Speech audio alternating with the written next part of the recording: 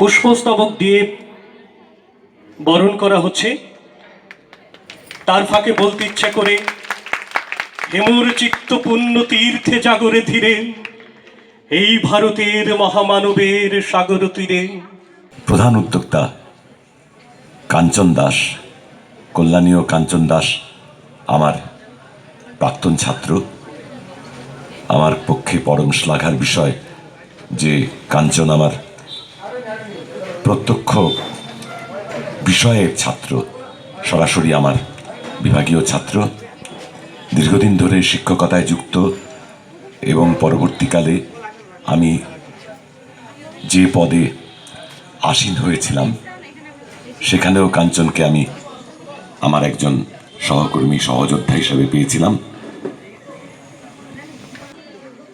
আমার ভাবতে ভালো লাগছে, কাঞ্চন দাস তার যে ক্ষুদ্রায়তন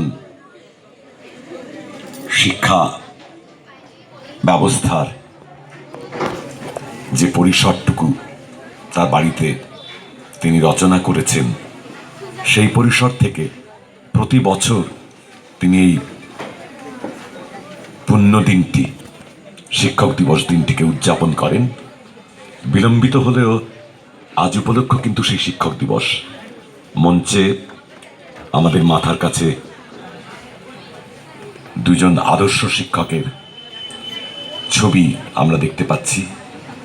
একজন যার জন্মদিনটিকে আমরা শিক্ষক দিবস হিসাবে পালন করি, আমাদের সাম্প্রতিক দর্শনের ইতিহাসে ভারতীয় দর্শনের একজন বিশ্বমানের প্রবক্তা ডক্টর সর্বেপল্লী রাধাকৃষ্ণন, এবং আরেকজন যিনি সাম্প্রতিক ইতিহাসে ভারতবর্ষে একটি বিরাট ভূমিকা পালন করেছেন। এবং এটাই একটা আশ্চর্যের সমাপতন যে দুজনেই দুই বিভিন্ন সময়ে ভারতীয় রাষ্ট্রের সর্বোচ্চ সাংবিধানিক পদ অলঙ্কৃত করেছেন। ডক্টর সর্বেপল্লী রাধাকৃষ্ণন যখন ভারতের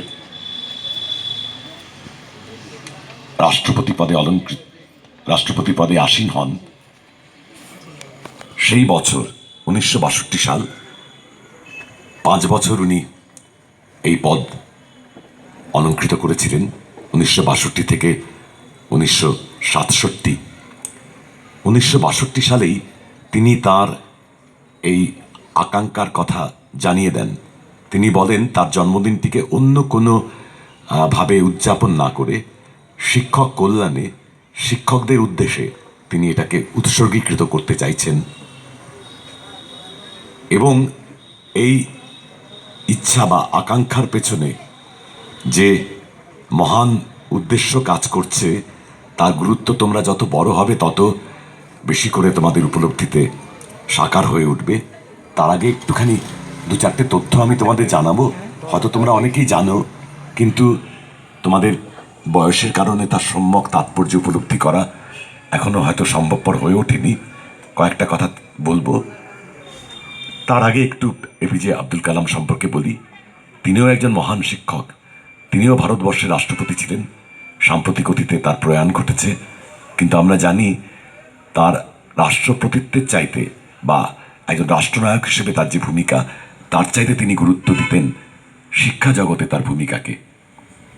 এই দুজনই দেখিয়ে দিয়েছেন যে শিক্ষকতার মূল্য কোথায়, শিক্ষকতাকে কোন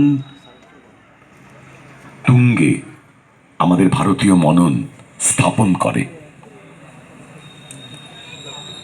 যখন আমরা পুণ্যশ্লোক শিক্ষক ডক্টর রাধাকৃষ্ণনের কথা ভাবি, দেখি স্বাধীন ভারতে